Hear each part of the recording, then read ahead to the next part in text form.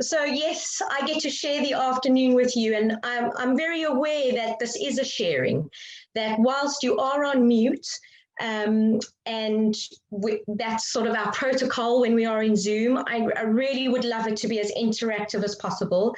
So please don't hesitate or feel that you have to sort of stay silent the whole time. I really welcome us discussing and sharing and moving. And whilst I get to share with you about my experiences, I'm sure all of you have been going through some various experiences through these very interesting times. And I think that this gives us an opportunity to share together and to learn from each other.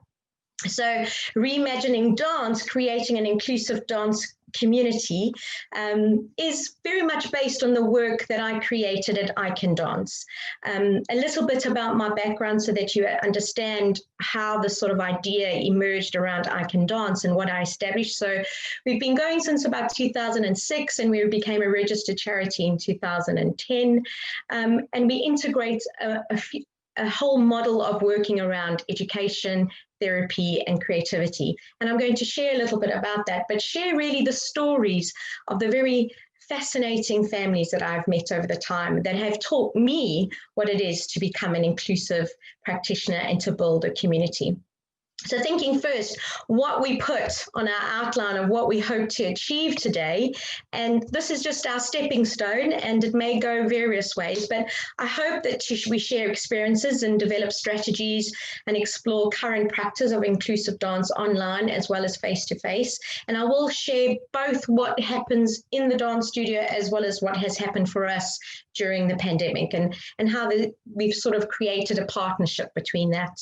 To gain greater knowledge and insight into working with those with disabilities through dance, and to inspire participants to reimagine dance in creating an inclusive creative community for children and young people with disabilities. So I do hope, and we'll get to share a little bit about who you all are, but I do hope that from today, most importantly, that you all think, I want to try something different, or I want to try something more, or this has just confirmed everything I believe. And so that we all walk away from today applying even more to the work that we have.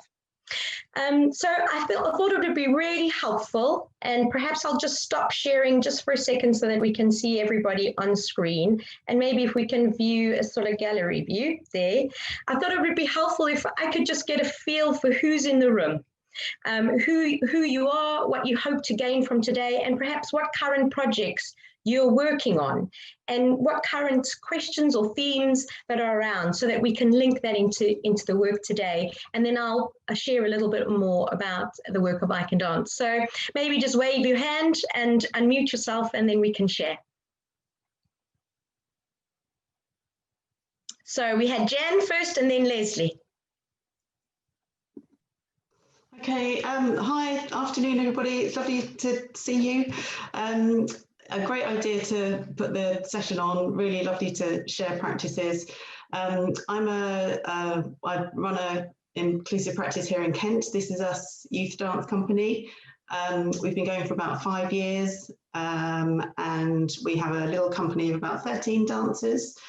We also offer some outreach classes as well in the West Kent area, because there is very little inclusive dance at all. So we have, like I said, been going for 5 years, and obviously seen your practice, Juliet, over the last few years, and really impressed by what you're doing, and it's lovely to be able to have a conversation with you, so thank you. Well, I just wanted to say we follow you on Instagram, I think, and I love watching what you guys are doing. That's what I've learned to embrace social media over lockdown. Thank you. It's great to be together. Lovely. Thanks, Jen. Leslie. Yes, hi, I'm Leslie Main. I'm Head of Performing Arts at Middlesex University, and dance, music and theatre. And I'm just really interested to see and hear about other online practices that have emerged over COVID, because obviously we've gone online, but also staying on campus. So we've got a mix of both at the moment. But we also have, applied work in our undergrad curricula. And so I'm really interested to hear more about how I met you before, Juliet, back at the opening of last year. So I'm just really keen to catch up and see how your work has progressed since we last spoke. I remember, Leslie. Yeah. Great. Bethan. Hi everyone, my name's Beth. I'm a freelance dance artist and creative learning producer for Dance Umbrella Festival. As a freelancer, I'm currently only delivering for older adults online at the moment, but similar to Leslie, I'm just intrigued to hear about other practices about moving online and kind of how everyone else is dealing with it, and kind of what are the next kind of creative steps of us moving online, because it looks like we're going to be on here for a while. So yeah, intrigued. I think that's a really important point, is that online practice is not going away. And I think that's a very interesting place I got to in my practice, is realizing that adaptation is crucial to survive. And that actually not just about survival, but actually it became enriching. And I think that's what I hope to share the journey today, that the adaptation wasn't just, oh, how do we survive as a charity? How do I reach my families? But actually, oh, this is quite interesting and I kind of like it.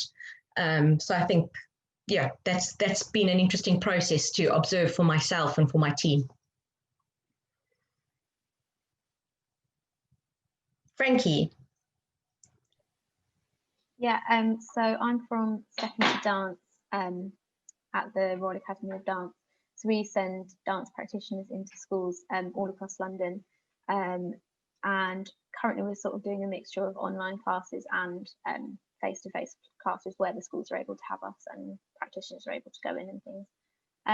But we're also now looking towards kind of sharing opportunities for the schools to be able to share what they're working on, which will most likely be online. So yeah, I'm kind of here to just see, kind of same as everyone else, see what everyone's saying, see everyone else's experiences, really, yeah, towards that. And how have the schools responded, Frankie? Have they been up for it and going for it and keeping going, or has it sort of gone towards the side? It really does depend on the school. Some have been super keen to get back as soon as possible. Lots of them have asked to wait until January to have teachers in and to start. I think they're hoping things will be a bit more certain by then. But yeah, we've still got a decent number of schools involved. Yeah, I think it helps where they've had previous relationships with the dance teachers before, so they're kind of seeing them as members of staff coming in rather than, yeah. Great.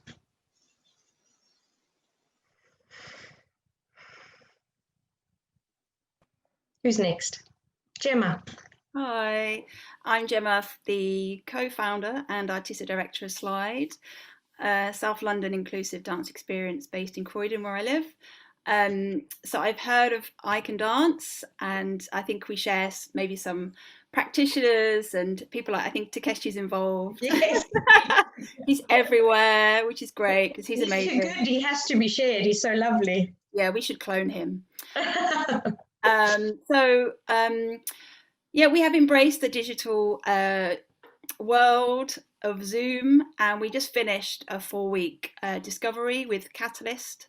So we did some user research based on trying to look at what we're not currently giving our participants and dancers online. So we asked them lots of questions about what they get from the in-person activities and projects that we provide, and what they're not getting at the moment. So we kind of came out of that, and at the moment we have a development grant which we're waiting for the outcome to really try to be ambitious and to see if we can develop a kind of new and improved version of Zoom to offer group creative dance classes. So to provide collaboration and partnership and equal agency, which is missing from the Zoom kind of experience.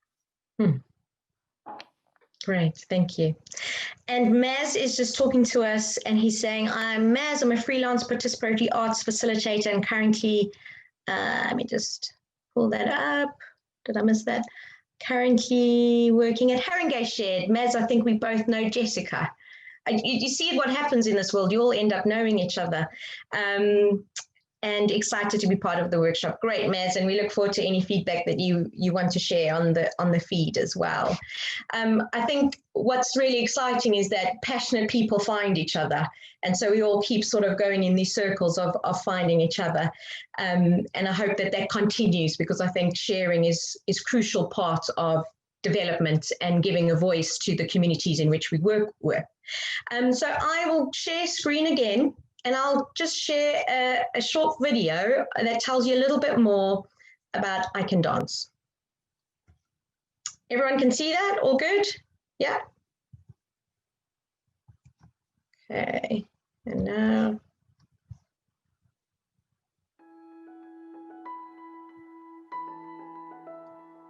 I icandance because I like to dance with my family. I mean,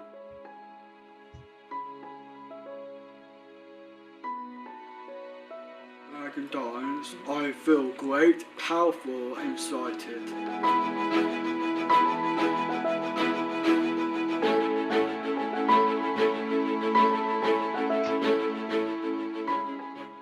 My motivation for starting icandance was an absolute belief that every child and young person who has additional needs needed to be seen and celebrated, and to find a medium that was creative, non-threatening, as well as fulfilling for both them, their families and the local community, to sort of really celebrate them. We integrate an approach from both dance movement psychotherapy, dance, just creative expressive dance, as well as using specific educational techniques. And I believe that an integrated approach really enables the young person to access the creative process. And then by truly accessing their creative process, they are then truly able to find a forum to express themselves. The way we work at icandance is a cycle. It's about looking and reflecting and thinking and moving and shaping, and then stopping, looking again from a different angle. Did we get it right this time? Did it work? Did it not? We're constantly thinking about what the child needs, not yesterday, not the day before, not in 6 months' time, but right now. Where are they now? What are they telling me now? And how do I respond to that? I would say Hershey has very much grown up with icandance, and it's been a big part of her life, almost throughout. And it's given her a chance and us a chance to actually sort of do fun things, but feel included in doing it, and also stretch ourselves, and for Hershey to sort of experience new things. The very first day Egosa came in, she's been coming here now for over 5 years. I absolutely knew that this was the right place for her. The group, the teamwork, the individual structure to what she actually needed, everything was just incorporated into that 1 hour section. I saw this sparkle in my daughter's eyes that just made me to believe that this is Egosa's. Ruby joined about 3 years ago, and it's become one of our highlights, and therefore it's one of our highlights. Ruby's experience that she takes away is pleasure, it's joy, it's learning. There's skills that she's learnt, turn taking, being able to listen to other people, being able to wait, being able to laugh with your peers. That's what she takes away. I really enjoy it, to make sense to me. I will come again, I will come to icandance every now and then, every single year. When I can dance, I feel good. Icandance makes me feel happy. I feel very, very happy. We often work one-to-one. All of the interactions between the staff and the children are bespoke, tailor-made, and it will entirely depend on the needs of the child and what we believe will benefit them most. So if somebody is in a wheelchair, for example, then we may use a lot of touch to enable the body to move in ways that it may not otherwise get the opportunity to do. And then for other children who perhaps like the connection of touch, but are getting to a stage where autonomy is something that is becoming a bigger part of their lives, then we try and step away from that and move into other ways of working and encouraging from a distance. I think the annual performance brings up so much thrill, just the adventure of being on stage and just having all those lights and just that space to be able to perform as they like. And I think that's what is so beautiful and so special then about that chance of having that annual performance, because it gives us something to work for and work towards. So the annual performance is the crown of our year, where anyone and everyone in the community can come and be part of it with them. Enables them to feel that they are part of this wider community and that they are not alone and that they are not isolated, but that we're there, we see them, we're trying to understand them and work with them as best possible, and that we really believe in what they offer society. I think for me that's the most important about the show, is I don't want people to come because they say, oh, that'll be nice, but that they come and they say, wow, they look at what they give society and not what they've taken.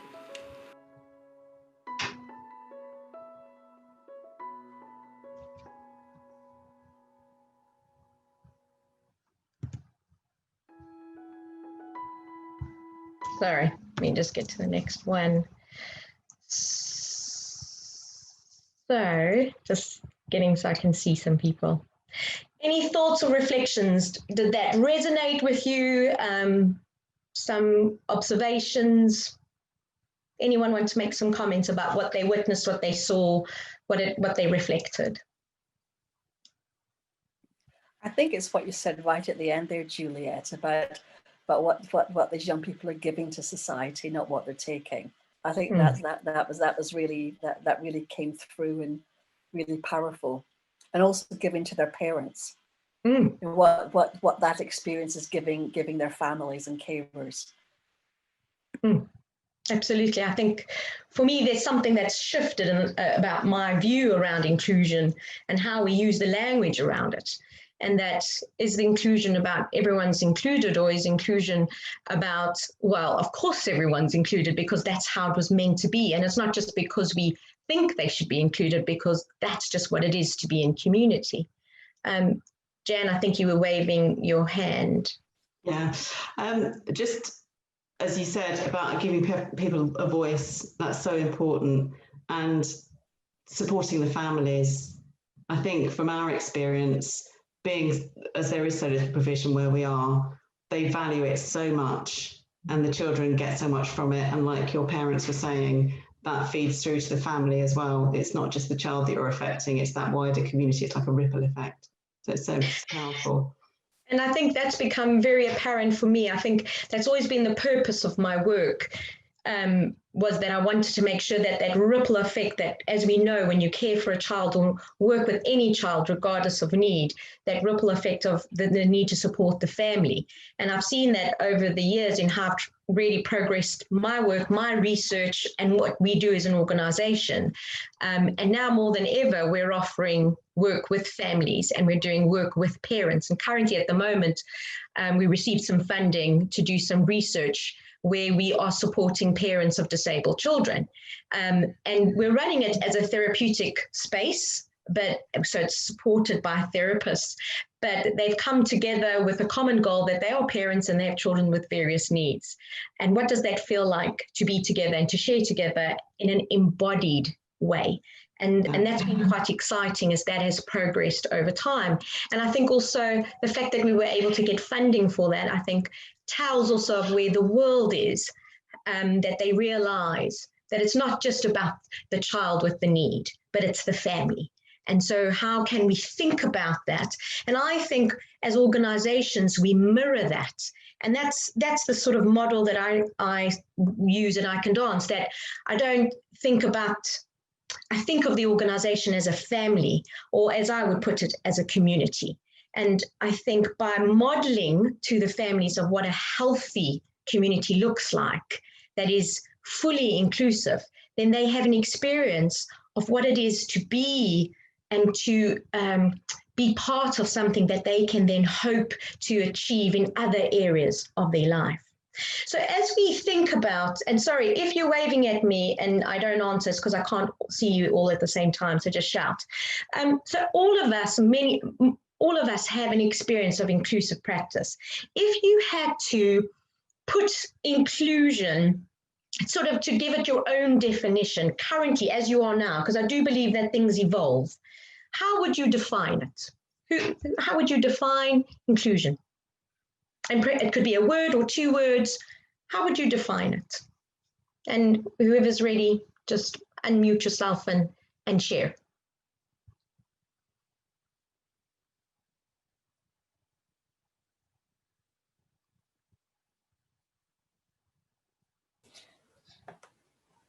I think with inclusion, it's kind of an ongoing conversation, and it's something that you can never really reach. You kind of have to keep the conversations and keep changing how you do things. You know, when we started working on Zoom, it looks very different to how it does now, because we've taken into consideration how young people are responding to it, and Zoom fatigue, and you know, spending too much time on screen. So I think it's constantly evolving, and it's really important to maintain that conversation is ongoing, and it's not we don't reach a point and we're like, oh yes, we've reached inclusion and that's it from us. I think that's a really important point, that inclusion is not seen as an end product, but a process. And it's a very different experience to view it as a process than a product. And I do a lot of consultation for the ISTD, and a lot of the trainings that I've been working with dance teachers you know, across the world. We did a lot of work in the summer, and dance teachers were able to zoom in from all over the place. But opening up that discussion, that we don't then arrive and say, I am now inclusive, and that's how it is, it's now done. But actually that inclusion is an ongoing process. And I think it's about unpacking what is that ongoing process, and what is it that we're actually doing, instead of just helping someone to feel part of something. What actually is the process? Because I think by really unpacking it, we allow other practitioners to be able to know how best to achieve it. And I felt, for me, over my period of working, I really feel like I've started to dislike the word inclusion. And the words that I've started really liking are these, if my slideshow will work. There is belonging and community. Because for me, inclusion feels a little bit like an add-on. And the true definition of inclusion is an action or state of including, or of being included within a group or structure. Now, if you unpack that, it means that that structure is already there and you've been invited to be part of it. For me, that doesn't feel like true inclusion. For me, true belonging and community is that you are what the structure is built on. And I feel that a lot of the work that I do with different organizations is that they've already created the structure, and then they try to bring difference into that. Whereas actually, I would really encourage us to build it all together. How do we create that sense of, this is my community, this is my belonging, they get me, they understand me, they are catering for my needs, and not just, oh, well, that gets added on top. And I found some lovely quotes. So I love this, and it says, diversity is having a seat at the table, inclusion is having a voice, but belonging is having that voice heard. So truly being a member of that community.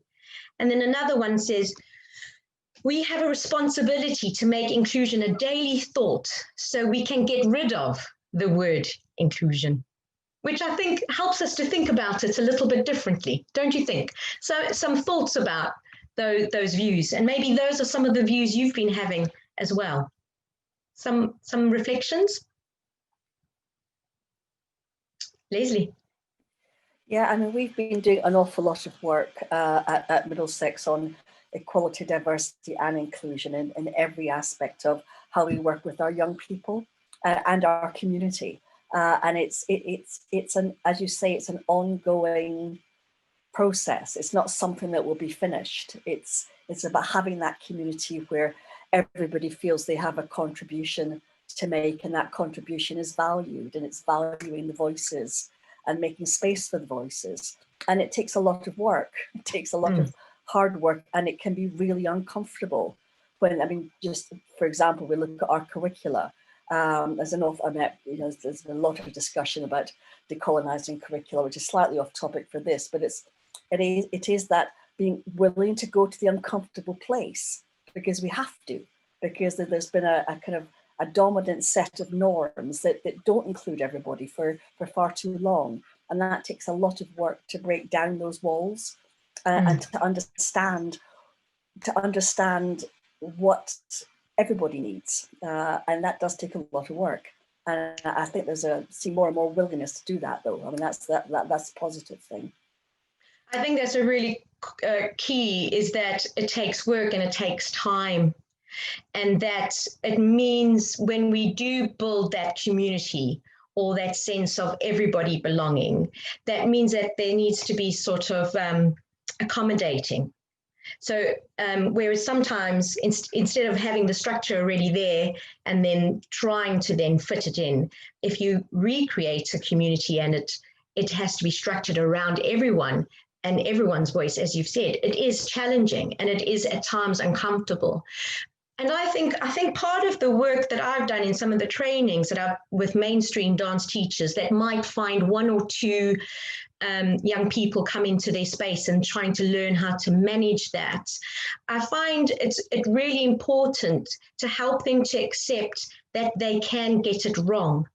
And I think that sometimes it's very hard to think that I can say the wrong word or I can use the wrong term.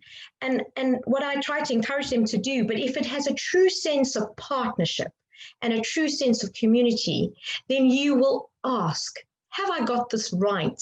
How would you like me to say it? What would work best for you?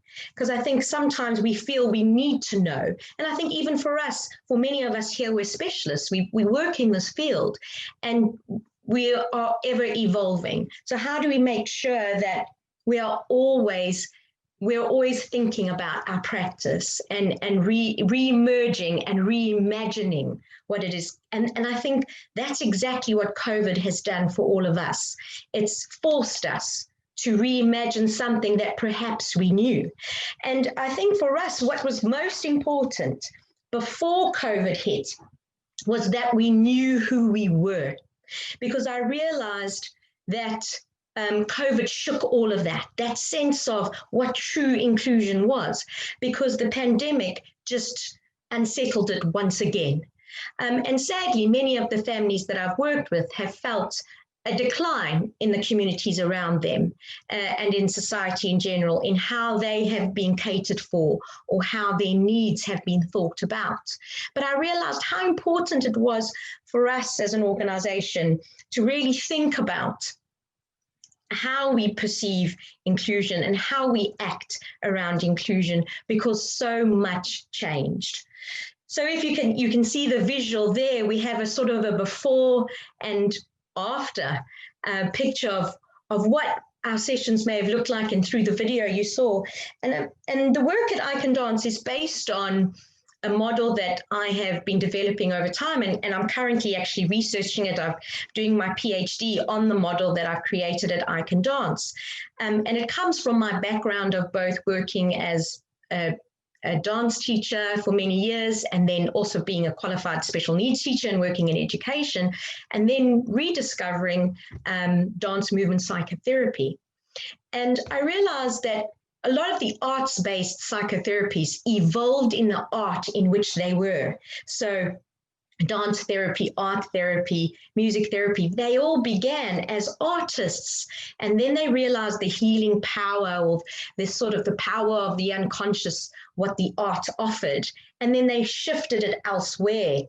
And I've sort of challenged that view of what would it look like if it stayed, if you brought back those strategies that support well-being, or look at working with the unconscious material in the room in a creative forum.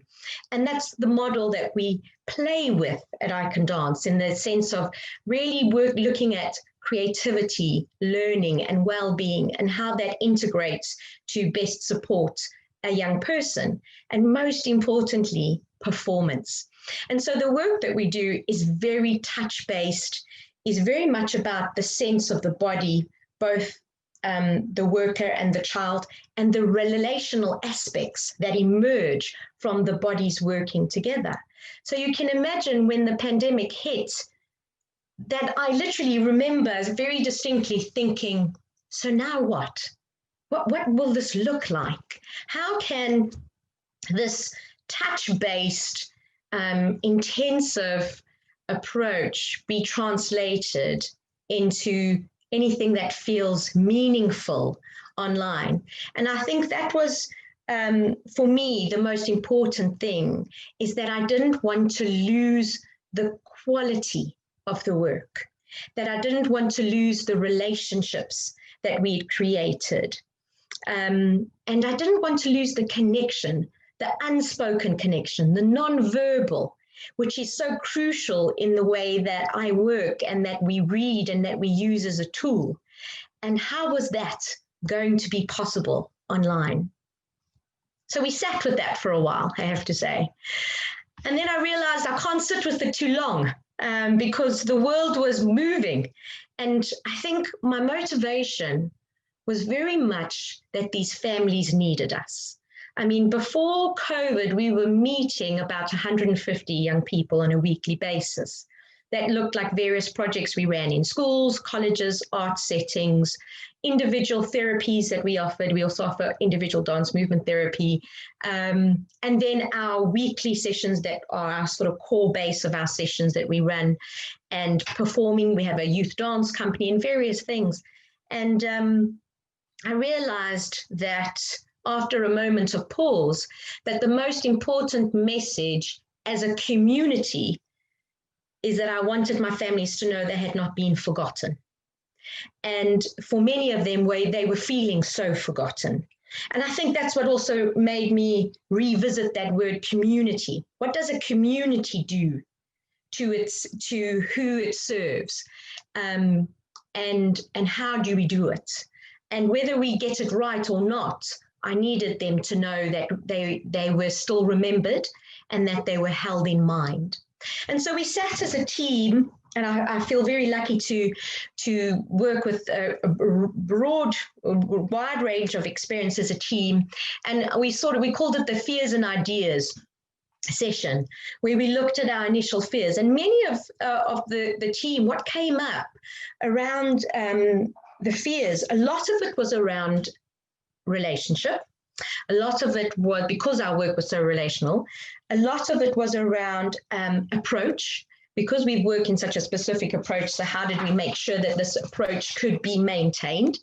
And also safeguarding. I think safeguarding was a huge one for us. And we realized that it needed really clear on unpacking. And what we really worked on is thinking about what it was that truly made us who we were as an organization. And so we started to explore, so what is it that we do? How do we do it? And why do we do it? And I found myself really stripping down the fluff and really going to the core of what is it that we do? So what is it about? And how is it that we do that? And why do we do that? And then, okay, so knowing that, so how are we going to make that now possible? Which the only way possible was to start online. and breaking down all the different things. So I'll give you an example of what that looked like. So for me, working with the families, as we've mentioned today, already is a really important part. And the way we structure our sessions is that there is a clear handover from a parent when the child arrives, so that because we really take into consideration that we see them for such a small part of their life, that it's important to have some sort of vision of where they've come from, what they're bringing with them into the session, what we might experience might be projected onto us or might need to be unpacked in the session because we work in a therapeutic way, and that therapeutic way then enhances the creativity. And then what then gets taken home. So we've created our sessions that there is this buffer in relationship with the parents before a session and after a session to create some sort of clear holding pattern for the young person. And we find this also helps us to transition and to get to know their needs a lot better. So even if we were on Zoom, how would we be able to still keep the quality of that relationship with the parent in the feedback, then the session, that we use some of the feedback in the session, and then doing the session, and then the feedback again, and then for the parent to take it into their week. And there we create this full circle, a very holistic full circle. And so we started to break down every little thing that we incidentally have been doing as part of our approach, and looked at ways of how it could be adapted. And whether that was through phone call discussions with parents, then sending emails about feedback, to redesigning our approach and how we used our voices, how we used visual prompts, and how we then focused more on the body because we weren't using props. And so how the body became the core narrative that we worked with in the room. So slowly but surely we unpacked the various elements of what it was that we did, and then try to translate that as much as possible as we could online. But I suppose most importantly, it helped us to revisit who is our community and where our focus needed to be. And I realized that the focus wasn't just for the dancers, and it wasn't just for the parents, but it was just as crucial for the team. And that team members themselves were having to work from home, as we're all doing, whilst managing their lives. And we looked at, so before, the team support would be held in the way we contained our circle. We always had a very clear check-in circle. We always have a very clear check-out circle. So those models we kept. We kept those models so that the staff had a clear holding pattern, just as we would physically, to how we would now working online. And then we looked at other ways that, because we were not having those incidental moments of working with parents, we found other ways of trying to support the families, whether it was by then offering some of the parent groups. We also started offering some well-being sessions, and then also bringing the community together for more community events. I think the greatest loss for us was our annual performance. So in the video that you saw before, the annual that was one in preparation for our performance we did at Alexandra Palace.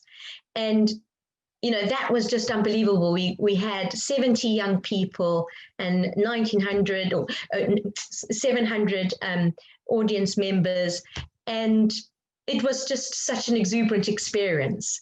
And many of the children started the year saying, "So when are we doing the show?" And unfortunately, the pandemic had different ideas. And we realized, what was the show for? And that show was about being seen. And for me, performance is about the young people being seen and celebrated.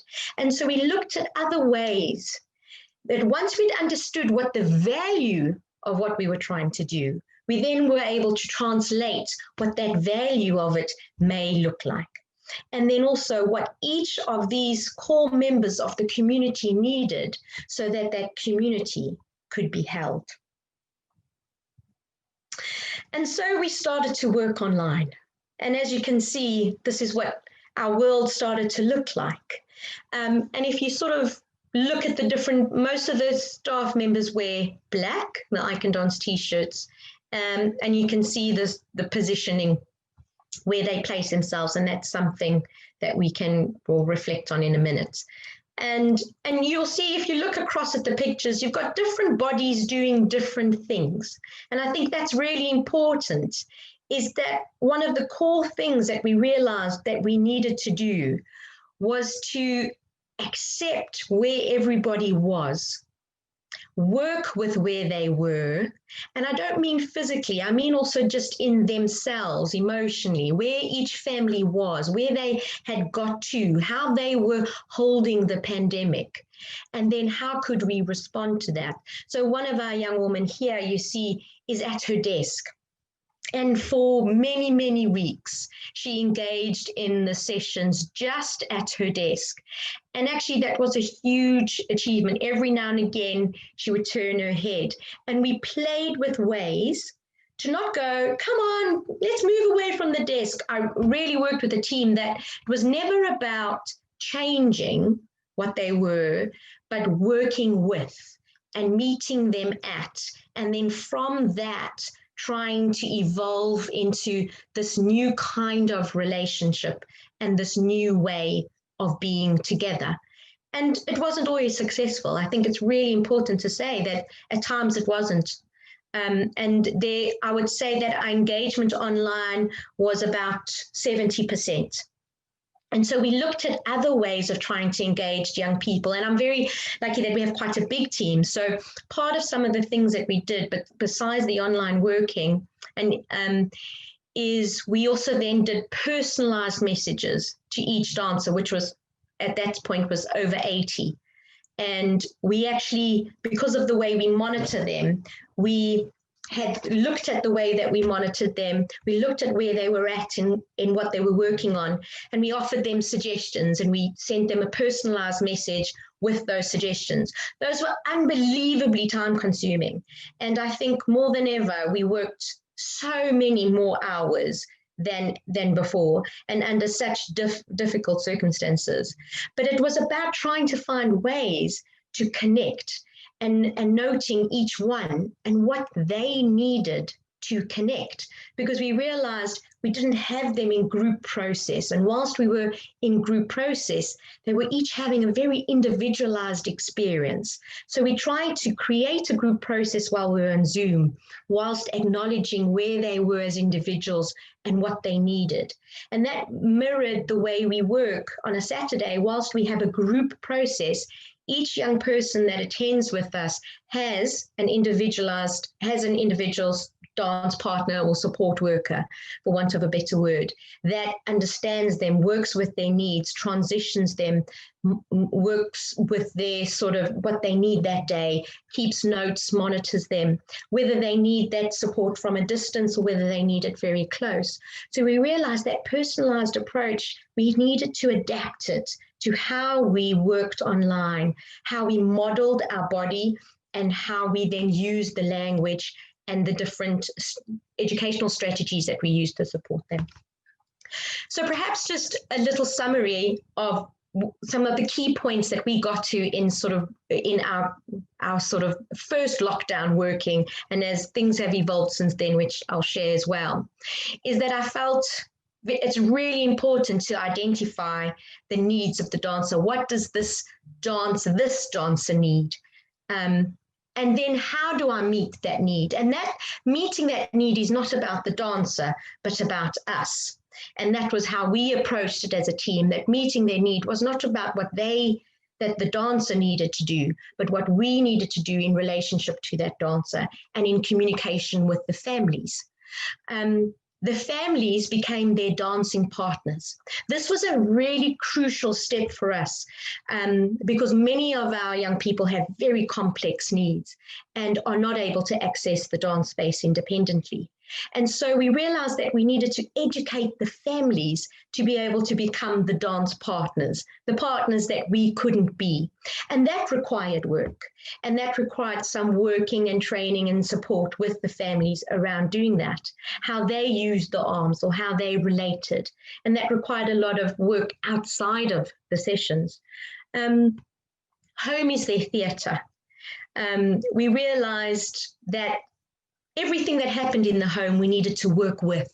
So every picture, every teddy bear, every sibling that walked in the room, that needed to become part of the performance. And again, we needed to embrace those challenges instead of saying, oh, could you concentrate? Are you paying attention? But rather, oh, I love your teddy. Should we do skips? But using what they brought as material. And so we were really challenged that each session we needed to be ready to receive, to respond within the structure which we'd created, but loose within that structure, that it had created a container, but that framework of the art was holding the frame, but that the artwork that unfolded was new and interesting each week, and being willing to play with that. Safeguarding is paramount. So for us, we obviously, and I'm sure most of you spent your life writing new policies, doing new trainings for your team, and finding ways to keep the safeguarding absolute on your list. For us, we found what helped us most is we created a moderator role. So we also had to look at how many staff we had in the room in the sense of stimuli, in the sense of the Zoom room. And then we had one member of each session had a moderator, which was not on screen, but purely their role was to make sure that what interactions were happening on the screen were safe, healthy. There was nothing that they were witnessing that perhaps became concerning. And that if there was anything, that action could happen straight away. And we found that this role was really helpful, and it helped us to be able to manage the fear around the safeguarding, and then to step in if anything became inappropriate, or to communicate with the parents if we needed to address anything or name anything. And finally, using technology creatively.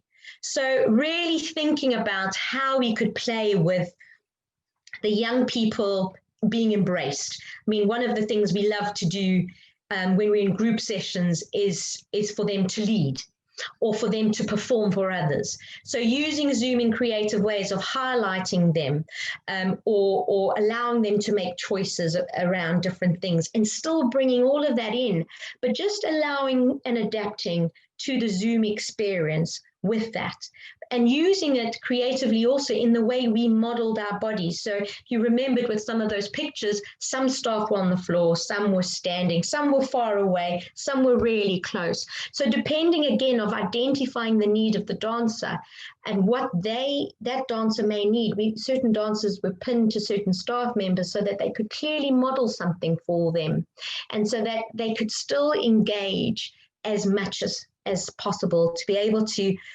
access it. And I suppose these elements helped us to try and make the experience as inclusive as possible.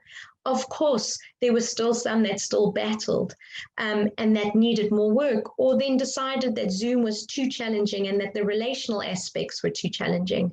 But I think it was about then holding those in mind as well, and thinking, what could we do next to allow us to make sure that the whole community was being thought about. So I'm just going to pause there for a minute and open it up for a bit of discussion and reflections about that so far. So any thoughts that you've seen or you can relate to, or perhaps something in your practice that you think you would like to share with the group right now?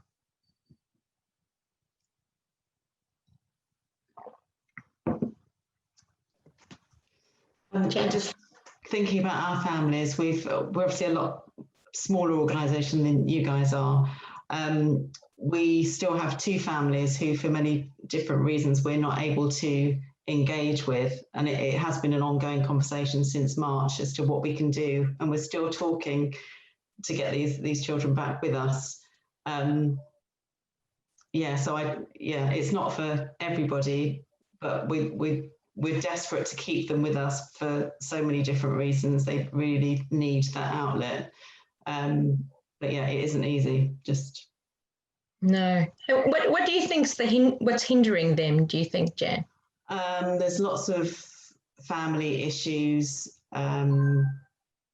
both different reasons, but yeah, there's a lot of anxiety about using technology, about being in their home environment. Yeah, there's a lot, but we will persevere to make some strides. And then I found in situations that I've experienced like that, for me, me focusing on building a relationship with them is what helped. Because I feel at the moment, and I'm not sure of how others are feeling, I feel that the word that keeps coming up for me in building, reimagining dance, reimagining how our communities are working together is trust. And I think that there's a real sense of, can we trust the information that's been shared with us? Can we trust, can we trust the government? Can we trust the school? Can we trust the communities going to support us? And I found that quite helpful once I realized that thread that was sitting in many of our families, and that in order to sort of support them around that fear or those trusts was purely about trying to build relationship with one individual and keeping it very zoned in and very much about them and not about what I want them to do, but where are they? Louisa. I was just going to say, it's interesting how you talk about how you work with the parents and in those sessions how they're involved in the sessions, because we're in the second week of moving our SEN work experience online, and it was very much in person. Last time there were several groups who would come to Arts Depot to experience it, and they take part in Arts Award. So our facilitators would lead them through and help with evidence and supporting them individually on work. So we've really had to shift the balance by doing it online to trust the teachers more and engage them in a completely different way.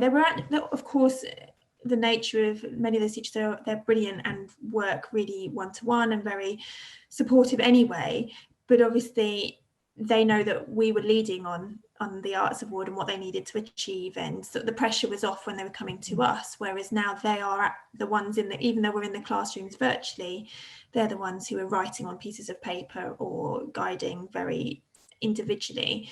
So that's been quite a big change, and I think the trust both ways, that they trust us to give them the right tools, but we are also having to trust that they're sort of understanding what we're saying and leading in the classrooms. So that's, I think, been one of the hardest things to change. But also I delivered the session this morning, and what I found really hard was in person I was able to gauge much better when a young person had understood what I was saying or needed more sort of explanation, whereas on video I found that so difficult, partly because my computer wouldn't even let me see faces, so I couldn't even see faces, but you don't pick up the same signals, and so I was really relying on the teachers to say, can you rephrase that, or for them to phrase it in a different way for individuals. And I think it challenges us to think in a whole different way, and I think especially when we don't get to rely on those non-verbal cues and what it is to be in body and to be in relationship in body and to be learning through the body. And I think that's why it's really important to take moments to pause. And I also think that it's also important to name it. I found it really helpful to allow the young people a space to name it, to name the difference, to name the challenges, to name what I found difficult, so that I could model for them that, so that they then felt safe enough to name it as well. And not everyone was able to verbalize that, obviously, but sometimes we could also offer our observations of what we saw. And that's also our way of working is very interpretive, and that movement is a narrative, and that when we move, we're telling our inner world story. And so we would relay that at times when we saw some of the behaviors that came out, and that we named in some of the stories. So the young people, the way we approached working with the littlest ones is very much through storytelling, which perhaps we used less when we were in body and in person in the studio, but storytelling became very, very evident. And so then we used that as a platform, and it became a real opportunity for them to express themselves. Some other thoughts, Beth? Kind of picking up on what you said a little bit earlier, Juliet, about the importance of feedback on ongoing conversations with participants and their, you know, in your case, your families. In my case, I work with older adults online at the moment, which was in some ways equally challenging for a lot of them to get on board with the technology that we were asking them to do. And very quickly, they had to shift online and using their phones and devices in a particular way. We also, picking up on what you said, Jan, we had a few people who just either couldn't get involved because they didn't have the right technology. So there's this question around technology property and who can access and who can't access what we're offering online. And the fact that we don't have a live version of anything at the moment feels very, very isolating, I think, for even more so. So we had to think about, you know, phone calls and newsletters and things that we can send out in the post that can reach those people that don't have the technology. But what we found really useful was that we would, probably similar to you all, just being very honest with the participants and saying, look, this is new for us too. We've never used these online platforms in this way before. How can we do it better? And it became a collective thing rather than we are delivering a service to you and you're receiving it. We tried to make it more of a, we're in this together and we're going to figure it out together to try and make something as good as possible.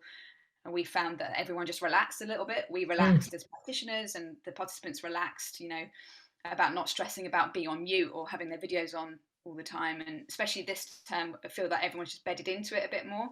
But I think that only came about because we just said to them that you need to be honest about what works for you and what doesn't. And we left a lot of the stuff, you know, that we used to do and practice that we used to fall back on just isn't viable in our online world. So you have to reshape what we do as practitioners, I think. Absolutely. I love that, Beth. I think that's a really, for me, the word that just kept jumping up in my head was community. That's a true sense of community, not a service. And I think for me, that's what it is to be inclusive, is that you yourself are part of it, whilst appropriately so. Appropriate professional boundaries, but that you are in it. And I think more than anything, the pandemic has taught us that we were all in it. We were all experiencing it. We all had kids in the background who were saying, shh, I'm busy online, you know, and everybody was experiencing that. And I think there was something, whilst painful, very special about the fact that we could truly relate to these families because we were in it. Whilst we could not relate necessarily to the challenges that they were facing, we could at least relate to what the experience of being in lockdown, or the experience of being isolated, or the experience of being cut off from support and family. And I think naming that is absolutely crucial. And I think that's why the pandemic has taught me even more so the crucial components of what it is to be part of a community, and also what motivates us. Because I think for all of us, we're all passionate professional individuals. And I'm sure over managing the pandemic, there had been many a time where you thought, can I keep doing this whilst you're trying to manage your own lives as well? And I think the decisions that we have made have proven that we truly believe in building community and not just develop an inclusive practice. And I think that message is, for me, the message that I hope to be shared more within celebrating diversity, that it's not about that we have to think about it, but that we are, and that we're living it, and that it is part of it every day. Some other thoughts?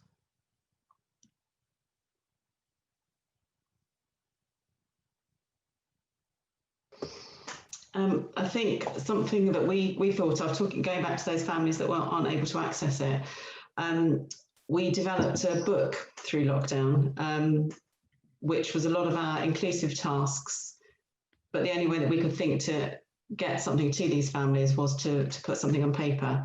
So we managed to get some funding, and we have created a book which has many, many different activities in it, that starts with an art project that leads them into movement. So we think it's quite a different idea, but it's something that has come completely out of nowhere through lockdown. So we're hoping to develop it and get a publisher and go forward with it, because there are many different ways that we can take it, with sensory needs, or, you know, more physical needs, or ASD, or there's a lot of different variations on it. But that has been something that is positive and has come out of lockdown. So Absolutely. It's lovely. And what a lovely idea.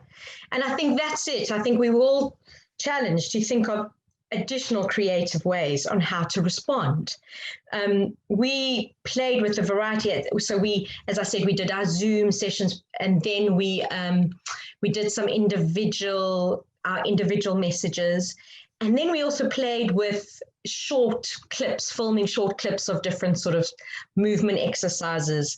And I have to say they were the most unsuccessful thing we ever did. And everyone thought it was such a great idea and, oh, that's going to work. And I'd seen it work in other organizations. I thought, oh, that's brilliant. Let's try it. Firstly, I hated making them. I hated filming myself, seeing myself there. I was like, oh my goodness, I hated that part. But then sending it out, we realized such a small percentage of the families engaged with it. However, the families that did engage with it loved it. And then, but there were very few of them. So, and then I think probably what was the most successful thing that we did was actually just speaking to the families. We made sure that we phoned them, every single family, to talk about the young person and how that young person was managing, because that's what a community does. It's not just about we want to make sure they're going to get to dance class. We were interested in how they as a family were coping.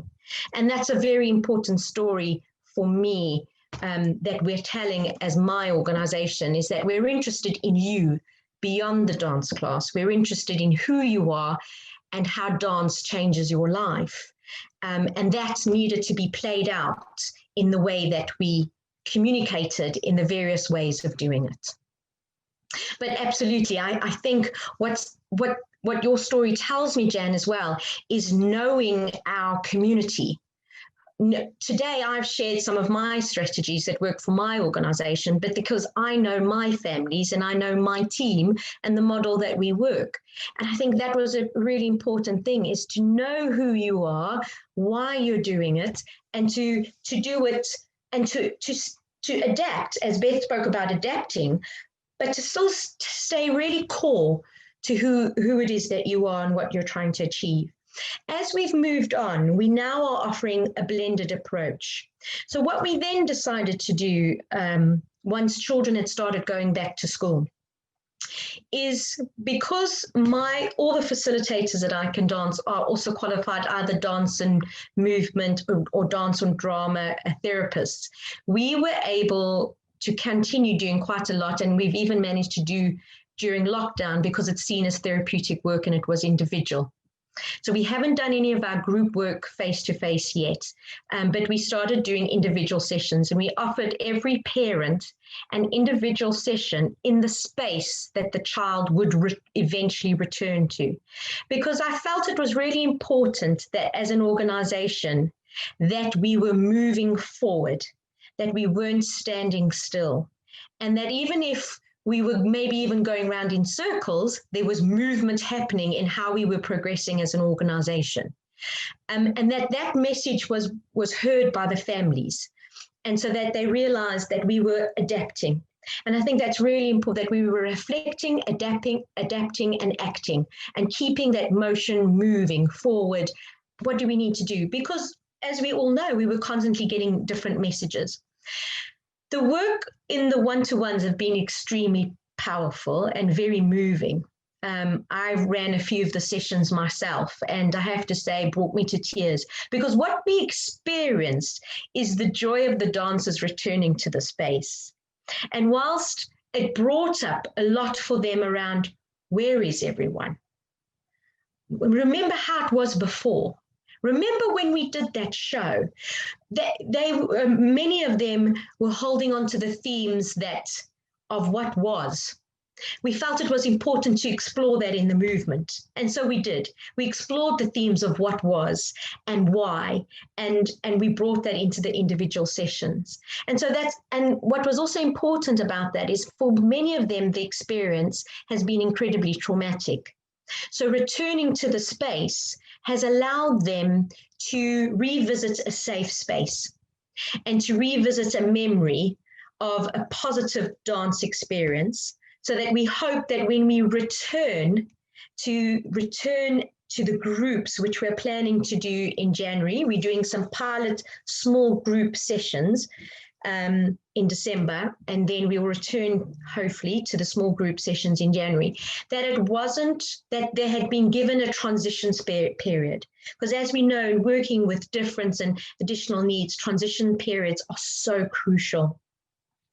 And how we plan to move forward while social distancing is still in place is to incorporate the family, and to bring the family into the dance experience more, and to work with the families more so that they can touch and work with the young person whilst we can facilitate and hold the space.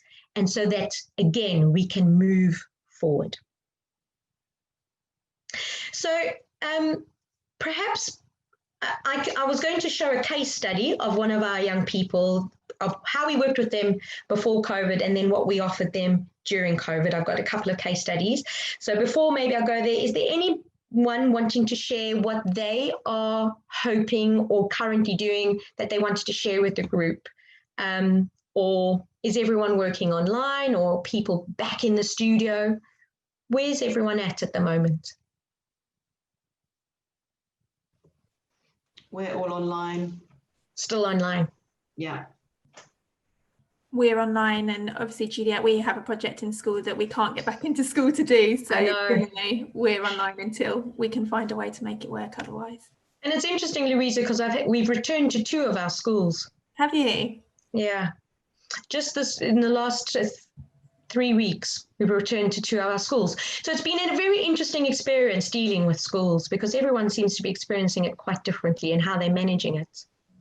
We, and actually a session earlier this week was music, and they said they'd managed to get sort of case studies or support written from the head teachers where they had gone into schools and then used it to get into other schools. So maybe the school that you've gone back into, maybe they could sort of, I can't think of the word, but they give us a support statement or something that might help us elsewhere. Because the school we've been trying to get back into, we are doing the SEN work experience in, but obviously online. But even that they found really difficult to make work because of finding the right space and the technology. So I can see there's definitely a want there, but it's really a sort of grassroots issue of each school having different problems. And I think that word that comes up, 2 words that come up to me are fear and trust, and how they work together. And I think that's the other thing as well, is schools are having to deal with holding the anxiety of families far more than they've ever had to do, especially with young people with additional needs. And I think they're trying to hold that. And sometimes the path of least resistance around bringing external people in is what they may choose. But I think evidence of might help them to feel more trusting of what it can offer again, and to revisit that. Okay, I'm just going to share the screen again. There we go. And just share a little bit, if we have time, of 2 case studies. So I suppose for me, I wanted to just identify a little bit. I mean, we could spend days on this, but a little bit of how we start looking at the dancer and how we support that dancer when they arrive. And to introduce this dancer, Ellie. And Ellie, for me, these are really crucial questions that we think about as we create the profile of our dancer and then plan our strategies of how we're going to work with them. And it's about, who is that dancer? What do we see when we observe? What do we feel? And what we do according to what we see and feel? What were the outcomes of that? And then how did that impact that? Could we then translate some of that during COVID and the dancing with COVID? And the sessions that Ellie's part of, all her sessions have remained online, and she hasn't accessed anything face-to-face as of yet. So very much Ellie, as a dancer, is an exceptional young woman who has cerebral palsy. She has no learning difficulty at present, but her physical difficulties have become more and more apparent, especially as she's older, and she's now currently 16. And her dream was always to be a dancer. She's always wanted to be a ballerina, but unfortunately experienced a lot of negativity when at school, saying that that's just not possible for her. And her determined character sought us out to find a place where she thought it would be possible, and she found us, and she's one of our great dancers. I suppose as she arrived in the space, for us, it was very important to understand what do we see? What does the story, does her body tell us? And what did we observe in how her body works in the space? So whilst she is cognitively able, we were really aware of the fear of uncertain spaces because she's very wobbly. And so we were very aware of how her limited movement or very slow paced movements, her speeds, how she wants to embrace the extension but needs time to do that, how she loves to use the upper body. And so together we started creating a profile of who she is. What did we feel as we watched her? I think for me, that's an important step we sometimes forget. What do we sense from the dancer? What do we feel from when they dance or when they move? And what we sensed from her movement was a desire to extend, a desire to express, but a lot of fear around being knocked over, a lot of fear around others not being secure in the space, and about how others' movements were unpredictable when working in a group's experience. So what did we do to help her to feel not only physically safe, but emotionally safe in the space? And part of what we worked on is for her to be able to articulate what she was experiencing, what she was seeing. Another part was working with the group to help her to feel safe in the room, for them to understand what her needs were. So when we're trying to support dancers' needs, it's not just about the dancer themselves in relation to the staff member, but also about in relationship to the rest of their peers. And that was a really crucial part for her. We introduced things like using chairs to help her that she wouldn't exhaust herself too much. We would make sure that certain parts of choreography, that we'd place her in positions or timing that would allow her to move at a pace that she needed. And so we created a story around how she could access the space, and that the community the sessions could be built around what she needed. And so we designed our choreography, we designed our sessions around her needs, and her worker would help her to access that. How did that manifest itself during COVID? So during COVID, for Ellie, I think the biggest trial for her was actually emotional. She found the isolation, it really impacted on her well-being. And the challenge of where dance allows her to feel her most able. She was feeling exceptionally disabled, not being able to engage with the dance experience. Moving online, she was able to access online very easily. But what we realized is that she needed more than just what the session was offering her. She needed a space to connect more with the peers. And we realized that we needed to balance the online sessions with space enough for the peers to have time to be with each other. And not just dance with each other, but to speak with each other, to share. And that became an even more crucial part. That in an embodied session, we'd have that and it would naturally happen.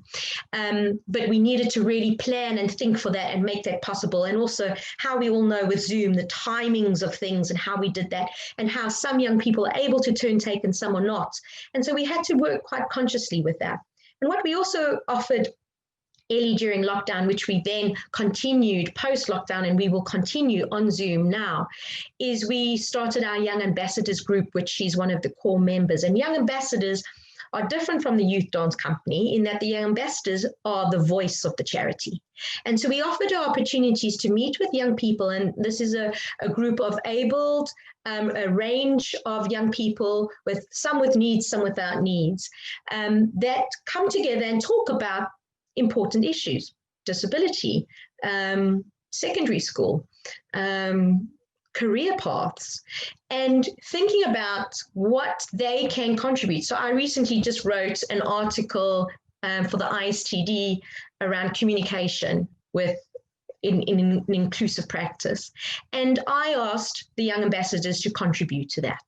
And that's their voice telling us what they need for us around communication. And it was profound what the young people came up with in what they wanted to share and what they wanted others to understand about them.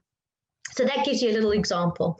One other example of a case study was one of my young friends, Ruby. Ruby is a larger than life character where space has no boundary. And so for her in the room, allowing her to have a sense of freedom whilst also a sense of containment is a constant challenge and negotiation.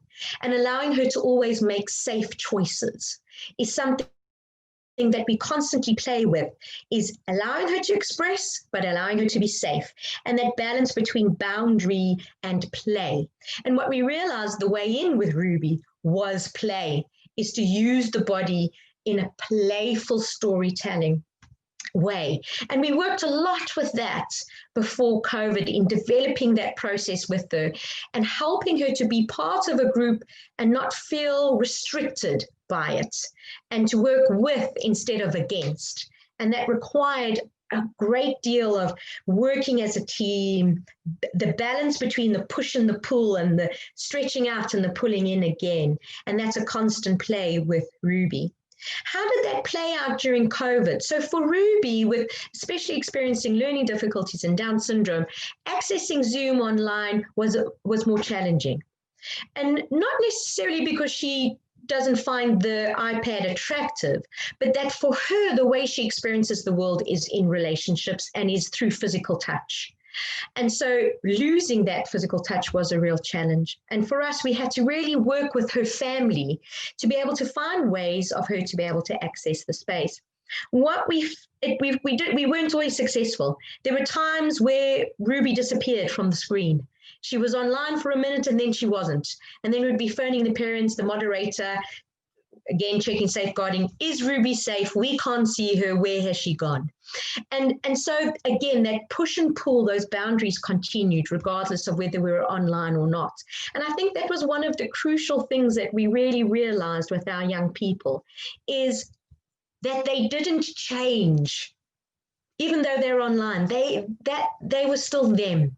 And the uniqueness of them was what we needed to tap into, even when we were working online, and finding ways to really connect with them and to build those relationships. So a few ideas of how that worked pre-COVID to how that then flowed onto COVID. And I think it's going to be interesting as we continue with a blended approach, because we will continue with a blended approach that has small groups with parents present, but then continuing with our online offer as well, and thinking of creative ways of doing that. I know we're coming towards the end, and I think for me, just to finish off and then to have a few minutes with us in the end, just to reflect, I suppose for me, this is the place where I got to, that I really realized that approaching difference, whether it is dancing online, dancing outside, or working with social distancing in place, requires an ability to adapt, reflect, and most of all, to believe that reimagining dance is possible. And I think if all of us hold that in mind, that we know that that we will get there, but that it requires this process of constantly revisiting and reimagining of what this can be, and being truly understanding of the elements which make up what it is we are trying to do, and making sure that the dancer is at the center of it all. So I'm going to play just the last few minutes of a piece from our youth dance company, and we'll just play it for a minute or two, and then we'll just conclude with some final remarks from everyone's experiences today.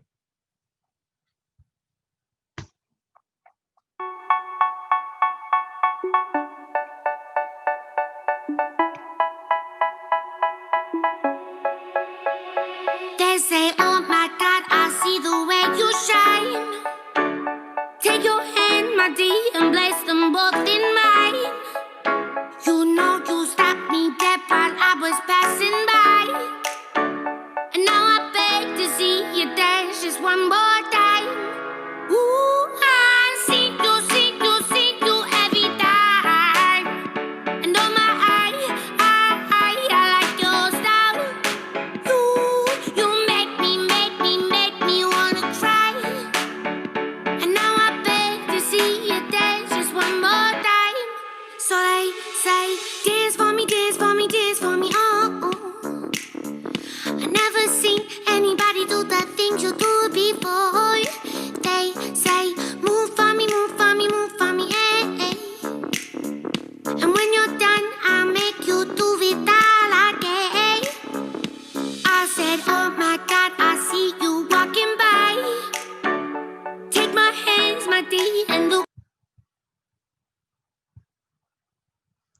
Okay. That was a little bit of them coming. That was our U dance entry. We decided to create a dance and to send it in, which the kids just loved, having something to work on together and creating something together, which they did during lockdown, which was great fun. So maybe just to finish off, some reflections, some thoughts from each of you of where you're at, what you're taking away, what you're thinking about. Let's see.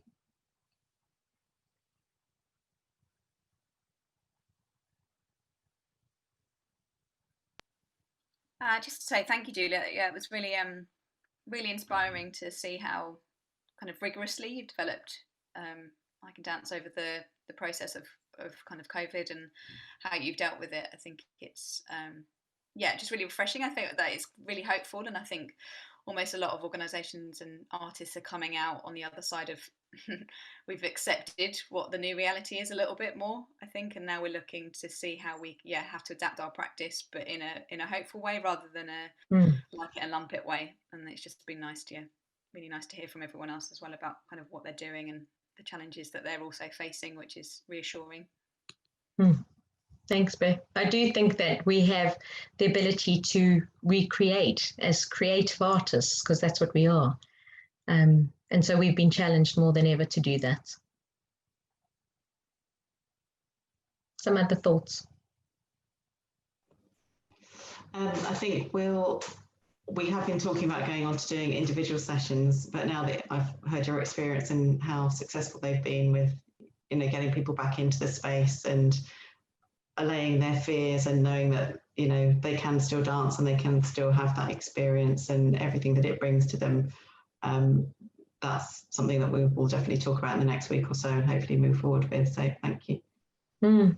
I think so. I think it's about reimagining it and knowing that it will look different and reassuring families that it will look different, but that they will still have the experience that you're trying to create and offer them, that dance offers them, and being together as a community offers them. So I think a couple of people have had to quickly leave. Maz, and any last comments, Helen or Francesco, anybody else before we end? Just to say a really big thank you. It's been really interesting and links to a lot of the work that we do as well. So thank you so much, Juliet, and thank you everyone for contributing and participating, especially on a Friday afternoon. It's been really great to have you here. Thank you. So please do stay in touch. I think it's really important as artists to keep sharing together, and we always love to collaborate and share. So I do hope that our paths will cross again.